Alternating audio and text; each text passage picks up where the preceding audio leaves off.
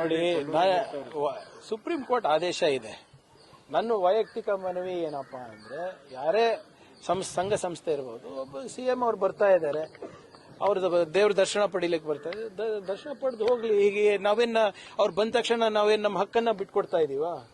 ಅದು ಚಾನ್ಸೇ ಇಲ್ಲ ಅದು. ಅಂಡ್ ಆಲ್ರೆಡಿ ಸುಪ್ರೀಂ ಕೋರ್ಟ್ ಹಸ್ ಗಿವನ್ ಕ್ಲಿಯರ್ ಡೈರೆಕ್ಷನ್.